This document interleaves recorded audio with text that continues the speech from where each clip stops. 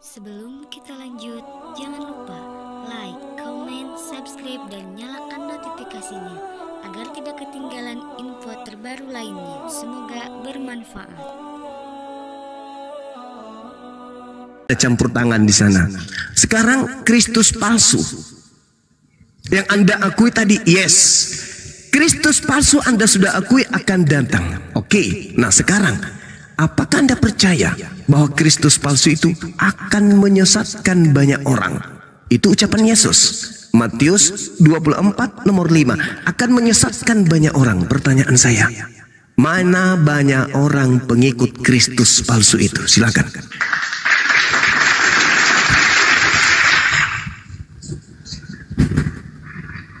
Tadi Matius berapa? Saya buka ayatnya. Matius 24 nomor 4 nomor 5. Oke. Mana Matius, mana banyak orang yang telah disesatkan Kristus palsu itu? Oke. Silakan. Saya jawab. Silakan. Saya baca ayatnya ya. Jawab Yesus kepada mereka, waspadalah supaya, benar kan? Supaya jangan ada orang yang menyesatkan kamu. Kamu ya. Oke. Jadi 11. Sebab banyak orang akan datang dengan memakai namaku dan berkata akulah Mesias, dan mereka akan menyesatkan banyak orang. Terus pertanyaannya apa? Pertanyaannya, banyak orang yang disesatkan oleh Mesias palsu itu mana? Pertanyaannya siapa Mesias palsu? Kan belum ada. Mesias palsunya kalau udah jelas, dia mengaku Mesias kan? Dia memakai nama Yesus dan berkata akulah Mesias. Pertanyaan saya, ketika Yesus mengatakan dia akan menyesatkan banyak orang, mana orang banyak ini sebagai pengikut Mesias yang disesatkan tersebut? Oke. Saya jawab, sampai hari ini saya belum melihat Mesias palsu. Loh, lihat orang banyak yang mengaku pengikut Mesias itu mana? Pertanyaan saya, ini kan Mesias palsu. Betul, saya bukan. Pertanyaan harus tergenapi dong, harus tergenapi. Anda percaya ucapan Yesus itu? Betul? Berarti harus tergenapi. Berarti harus banyak orang menjadi pengikut Mesias, menjadi pengikut Kristus. Mana orang banyak di atas muka bumi ini yang Anda temui sekarang ini bergelar pengikut Kristus? Mana? Ayo. Saya jawab. Silakan. Jelas dikatakan nubuatan itu pasti terjadi. Yes. Tapi pertanyaannya Bang Zuma, siapa yang tahu kapan itu terjadi? Loh, sudah terjadi, kok udah terjadi. Harus terjadi karena itu nasihat Yesus kepada itu nasihat Yesus kepada orang di abad pertama, muridnya. Harus ada orang yang datang membawa-bawa nama Yesus dan berkata akulah Kristus. Harus. Dan orang ini, makhluk ini menyesatkan banyak orang sehingga orang-orang yang disesatkan itu dikelompokkan menjadi pengikut Kristus. Jangan segan terhadap kebenaran. Katakan hak yang hak, batil. Silakan. Ya jawab Bang Zuma. Silakan saudara. Saya kalau diskusi sopan, saya imani dan saya pastikan nubuatan Yesus pasti terjadi. Yes. Tapi pertanyaannya, kapan itu terjadi? Gak ada yang tahu. Oh salah, sudah terjadi. Mau kubuktikan? Mau kubuktikan? Buktikan. Oke, baik. Mesias palsu. Oke, saya buktikan.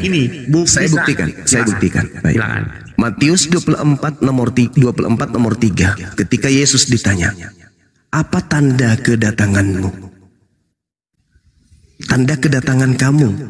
Kalau yang datang itu kamu, bukan penyesat yang ngaku-ngaku kamu. Karena katamu banyak penyesat yang datang memakai namamu. Untuk membedakan antara penyesat dan kamu yang asli itu apa?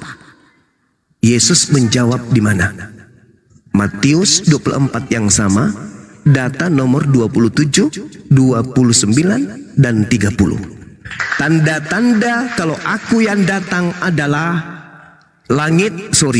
matahari menjadi gelap, bulan kemudian tidak bercahaya, bintang-bintang berjatuhan, kuasa-kuasa langit akan berguncang. Aku Yesus akan nampak sebagai anak manusia di tengah langit, dan seluruh manusia di atas muka bumi ini akan meratap. Seluruh manusia akan melihat aku di atas langit. Itu tanda kedatanganku. Pertanyaan saya, yang datang kepada Paulus di padang gurun, apakah disertai dengan tanda-tanda itu? Jawab.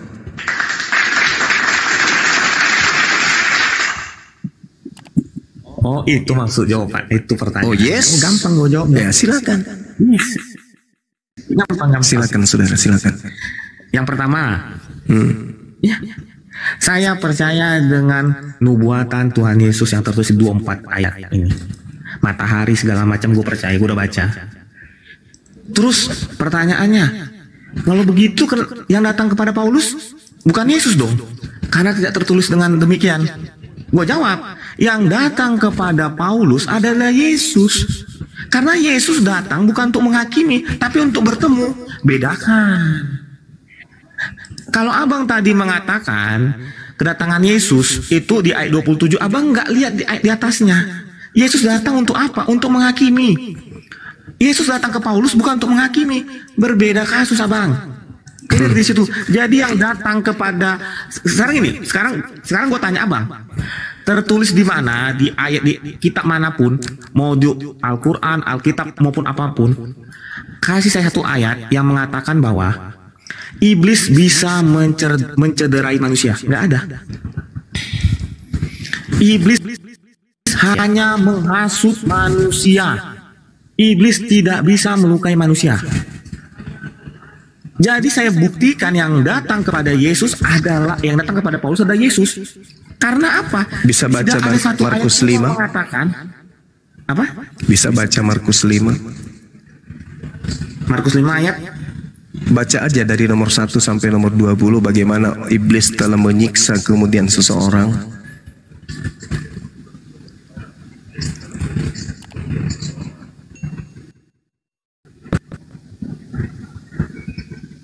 Iya, betul. Nah, berarti Anda mengatakan bisakah iblis menyiksa manusia? Bisa, itu buktinya. Bagaimana seorang manusia tersiksa dengan iblis? Dia memukuli dirinya sendiri dengan batu, memukuli dirinya dengan benda-benda keras. Itu bukti menyiksa. Sekarang bukan itu permasalahannya. Jangan konsentrasi aja dengan permasalahan ini. Ketika Yesus ditanya oleh muridnya, "Guru, apa tanda kedatanganmu?" Langit, kuasa-kuasanya akan berguncang. Matahari gelap, bulan tak bercahaya, bintang-bintang berjatuhan. Kira-kira kalau ada yang mengaku bertemu Yesus, datang kepada murid Yesus, "Ya paman, aku bertemu dengan gurumu Yesus loh." Percaya enggak murid-murid ini? Sedangkan tanda-tanda yang disampaikan oleh gurunya itu tidak ada. Apa itu? Kami juga semuanya di Indonesia akan melihat Yesus di langit. Semua manusia meratap. Dan matahari tidak bersinar lagi, menjadi gelap. Bintang-bintang berjatuhan. Itu diterangkan di dalam Al-Quranul Karim. Wa innahu la ilmul lisa'ah fala tamtarunna biha fattabi'un. Apabila Nabi Isa yang benar-benar turun akan menjadi pertanda hari kiamat disertai dengan tanda-tanda tersebut. Matahari kemudian tak bercahaya, bulan menjadi tak bercahaya, bintang-bintang bertaburan kemudian berjatuhan, gunung-gunung berterbangan dan seterusnya. Sama seperti Al-Quran. Kira-kira murid Yesus yang asli percaya nggak? Aku bertemu dengan Yesus loh. Masa? Yes. Apa katanya? Tiada kemilau seindah sangsil.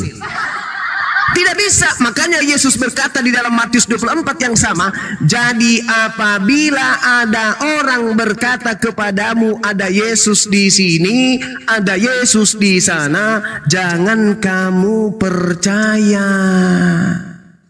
Sebab Yesus palsu Kristus palsu, Mesias palsu, dan nabi-nabi palsu, rasul-rasul palsu akan muncul, dan mereka akan mengadakan tanda-tanda yang dahsyat dan mukjizat-mukjizat sekiranya dia menyesatkan orang-orang pilihan juga.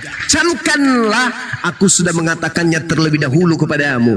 Jadi apabila ada orang berkata bertemu dengan Yesus di padang gurun, bertemu Yesus di dalam bilik rahasia, jangan kamu percaya. Sebab sama seperti kilat memancar dari sebelah timur dan melontar cahayanya sampai ke barat, demikian pula nanti tanda kedatangan aku sebagai anak manusia.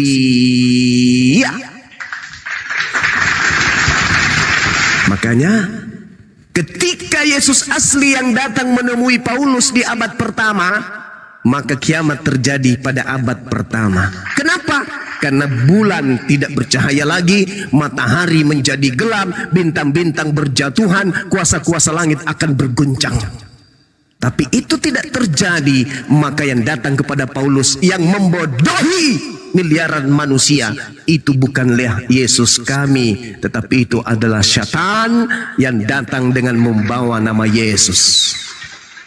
Sampai di sini Anda paham? Sangat paham.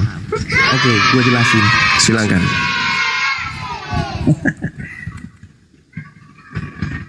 Pertanyaan gue kepada Bang Zuma, di ayat 24 ini tentang penghakiman atau tentang apa? Tanda kedatangan Yesus. Ya, Yesus datang kedua kali untuk menghakimi, betul? Yesus datang untuk menghakimi, diikuti dengan tanda-tanda tersebut. Jadi kalau ada yang datang tidak mengikuti tanda-tanda itu, tidak diikuti oleh tanda itu, kata Yesus, jangan kamu percaya. Sebab Yesus palsu, Kristus palsu akan melakukan tanda-tanda dahsyat dan mukjizat-mukjizat. Tetapi kalau matahari masih bersinar, bulan masih bercahaya, bintang belum berjatuhan, ingat, itu bukan aku. Sahabat Bahar, syukran. Gimana? Ini dalil. Makanya kami sangat bersyukur ada Nabi Muhammad datang kemudian sebagai pembawa kabar gembira. Coba nasihat Yesusnya kita dengarkan. Aku akan menyertai engkau selama-lamanya. Alhamdulillah, ketika Nabi Isa alaihissalam datang ke tengah-tengah Bani Israel, mengajarkan dirinya Nabi, mengajarkan dirinya Rasul, dan kami pengikutnya kemudian yang menyembah kepada pencipta langit dan bumi sampai kepada Nabi Muhammad. Nabi Muhammad melontarkan iman kepada kami untuk beriman kepada Nabi Isa. Dan kami beriman bahwa dia adalah sosok yang lahir di tengah Bani Israel tanpa ayah, datang dengan berbagai macam mukjizat. Dia diutus kepada Bani Israel sebagai Nabi dan Rasul terkemuka di dunia dan akhirat. Sampai hari ini kami memuliakan beliau, kami menemani beliau. Beliau adalah Nabi, beliau adalah Rasul yang dimuliakan oleh Allah, datang di tengah-tengah Bani Israel, tapi dihinakan, bahkan dianggap dia Tuhan oleh orang-orang yang pemikir lemah. Maka ketika dia mengatakan dia akan menyertai aku selama-lamanya, alhamdulillah kami sampai mati akan beriman kepada Yesus. Dia adalah Nabi dan Rasul yang diutus kepada Bani Israel sebagai hamba Allah. Inni Abdullah ataniyal kitaba wa ja'alani nabiyyan. Hanya umat Islam yang berani mengatakan Yesus manusia mulia yang tak tersentuh oleh ludah orang kafir, tak tersentuh oleh tamparan orang kafir, tak tersentuh oleh tombak orang kafir, tak tersentuh oleh tonjokan orang kafir, yang tidak pernah tersentuh dengan upaya penelanjangan terhadap dirinya. Na'udzubillah tsumma na'udzubillah. Kami berlindung kepada Allah untuk mencegah perbuatan-perbuatan keji terhadap beliau. Maka apa kata Yesus di dalam Yohanes 16 nomor 13 nomor 14? Apabila roh kebenaran itu datang, maka dia akan disibukkan dengan memuliakan aku, bukan dengan menghinakan aku. Orang Kristen ditanya, siapa yang mati terkutuk di atas tiang salib? Yesus. Siapa yang kemudian ditampar dan diludahi? Yesus. Siapa yang ditonjok kemudian kepalanya dipukul pentungan? Yesus. Siapa yang dibagi-bagi pakaiannya sehingga dia telanjang? Yesus. Siapa yang ditombak sehingga dia mati di atas pohon? Yesus. Siapa yang mati terkutuk? Yesus. Bangga kalian dengan ucapan iman-iman kalian yang tanpa akal itu. Sedangkan dia menubuatkan, apabila roh kebenaran itu datang dan menghinggapi manusia-manusia, Yohanes 16 nomor 7 sampai nomor 15, maka mereka akan memuliakan aku, bukan menghinakan. Apa artinya air mata terkucur di gereja dengan penderitaan Yesus? Nonsense, bullshit. Yesus itu adalah hamba Allah, dia wakil Tuhan. Jangankan untuk menghancurkan Bani Israel, dunia ini pun bisa dihancurkan oleh beliau hanya dengan mengangkat kedua tangannya. Ya Rabb, ya Tuhanku pencipta langit dan bumi, turunkan malaikat untuk menghancurkan mereka. Boro-boro dia yang dihinakan, dia dibunuh. Dia mengatakan dalam Yohanes 12 nomor 31, penguasa dunia, Yohanes 14 nomor 30, penguasa dunia telah datang, yaitu iblis. Dan iblis sedikit pun tidak berkuasa atas diriku. Yudas tidak berhasil dong. Tentara Romawi tidak berhasil dong. Imam kepala mahkamah agama orang Farisi tidak berhasil dong. Yes, karena kata Yesus, iblis sedikit pun tidak berkuasa atas diriku. Dengan kata lain, gagal. Berarti yang disalib aku? Bukan. Iblis tak berhasil. Aku diselamatkan oleh Tuhanku. Ibrani 5 nomor 7, sebagai manusia, Yesus telah mempersembahkan doa yang sangat-sangat serius kepada Dia yang sanggup menyelamatkannya dari maut, dan atas kesolehannya doanya dikabulkan. Jadi siapa yang Anda sembah yang bernama Kristus tadi? Ingat, di luar Yahudi adalah gub-gub. Siapapun yang memberikan kenyamanan, si anjing akan menuhankannya. Makanya Yesus berkata, waspadalah kepada serigala yang datang kepadamu menyamar seperti domba. Di dalam Yeremia 50 nomor 17, yang mendapatkan titel domba hanya Bani Yakub. Di luar Bani Yakub, yang nyamar-nyamar Bani Yakub disebut serigala. Siapa yang mendirikan agama Kristen? Serigala. Ada data Bang Sema? Ada. Izinkan saya menguraikan data itu. Kejadian 49, sebelum meninggal, Yakub memanggil ke-12 anaknya. Lalu kemudian Yakub memberikan sabar 1 menit. Gantiin Bang. Sabar. Oke. Kejadian 49, Yakub memanggil anak-anaknya dan menubuatkan anaknya satu-satu. Isyakar dipanggil, matanya dipanggil, kemudian Gad dipanggil, Naftali dipanggil, lalu kemudian Yusuf dipanggil, Benyamin dipanggil. Diterangkan nubuatan-nubuatannya. Satu-satu diterangkan. Tibalah kemudian diterangkan tentang Benyamin di data nomor 27. Setelah diterangkan bahwasanya anak-anak yang lain satu-satu diterangkan bla bla bla, tiba Benyamin. Benyamin adalah seperti serigala yang menerkam. Pada waktu pagi dia memakan mangsanya, dan pada waktu petang ia akan membagi-bagikan rampasannya. Keturunan Benyamin akan berlaku seperti serigala, tukang rampas. Filipi 3 nomor 5, Paulus mengaku, aku adalah keturunan dari Benyamin. Keturunan Benyamin berlaku seperti serigala. Paulus mengaku keturunan dari serigala. Apa perilaku Paulus? Mengambil hukum Taurat lalu melemparkan, membagi-bagikannya kepada non-Yahudi. Jedar, Makanya tadi di awal kita membahas hukum Taurat itu untuk siapa? Untuk Bani Israel saja. Kenapa ada di Kristen? Karena pendiri agama Kristen yang merampas Taurat itu dan membagi-bagikannya kepada orang yang diinginkan. Itulah yang terjadi.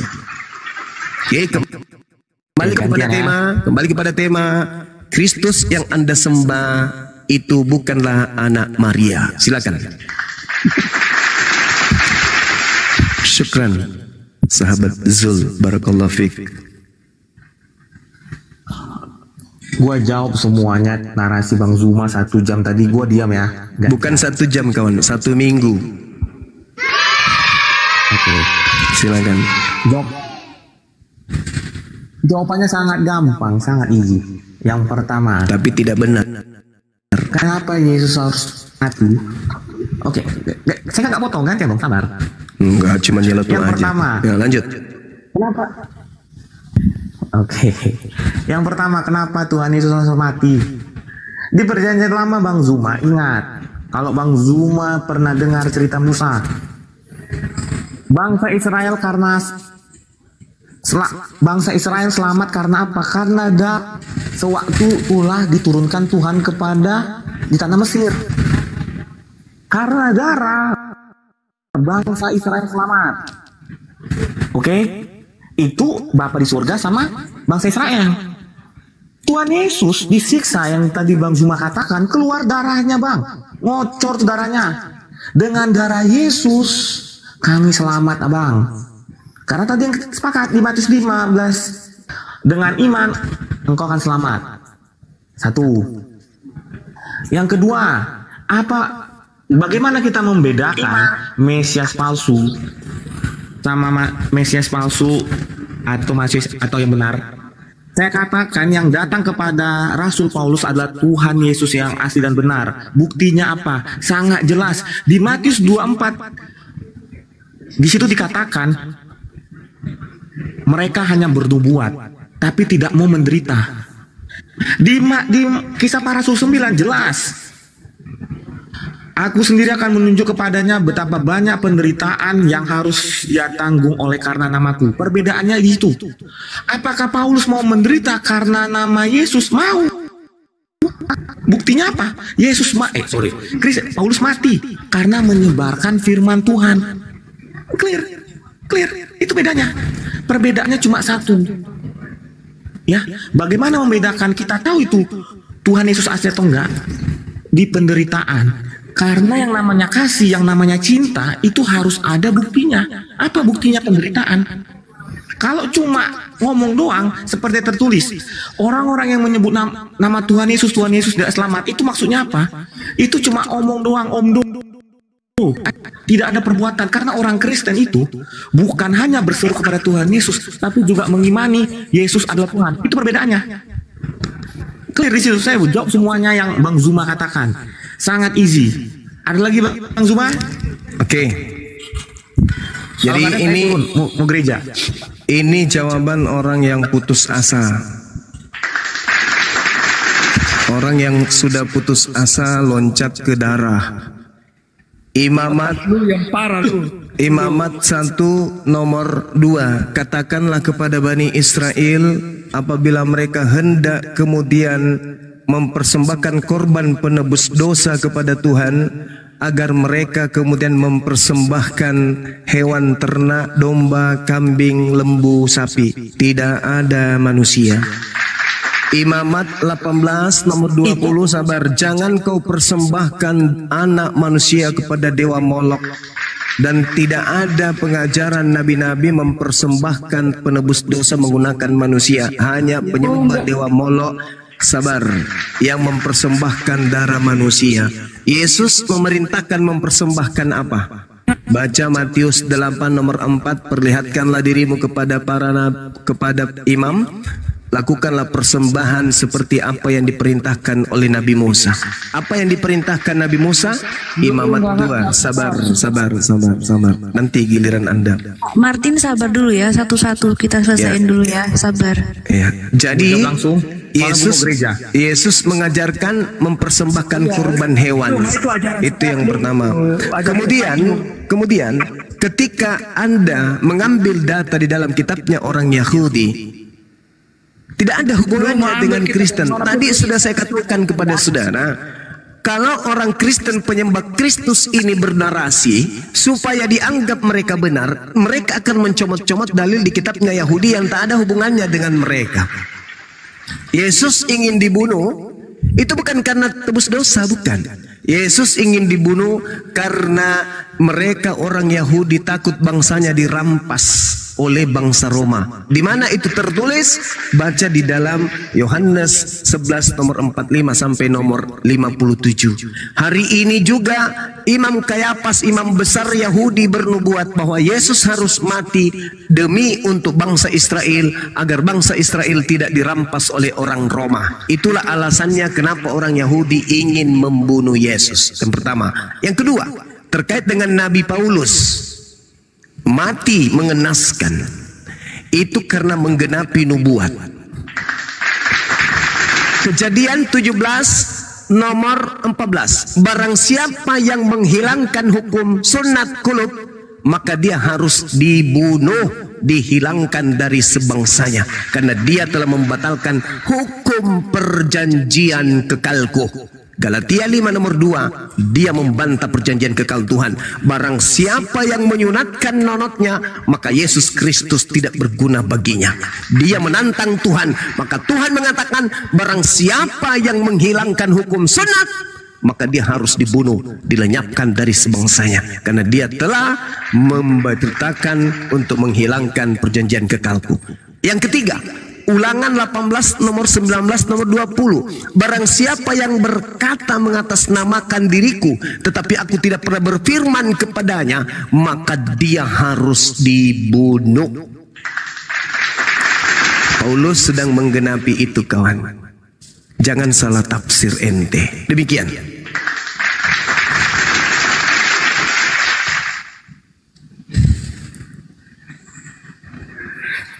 Ya udah, gue mau turun. Silakan. Diskusi lagi, tapi gini Bang, cuma gue jawab. Silakan. Ya, terima kasih waktu diskusinya. Sama-sama.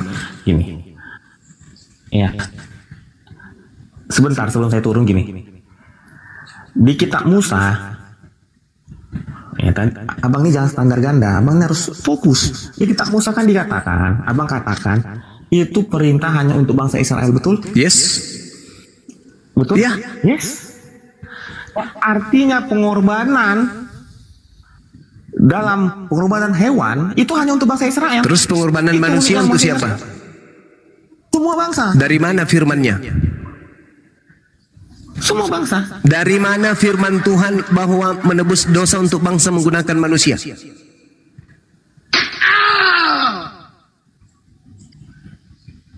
Oke, good. Oke. Tadi ketawa mulu. Sebentar. Oke, panggil Yesus Kristusnya, Bang, yang datang ke padang gurun itu masuk ke tubuh Anda untuk hadapi saya. Bentar. Ya, pakai bahasa roh mungkin. Saraba-raba kamu, kuraba aku meraba kamu, kita sama-sama meraba-raba.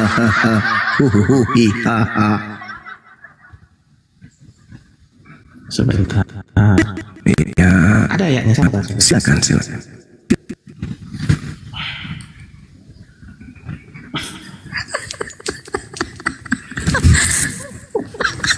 Gak kuat aku.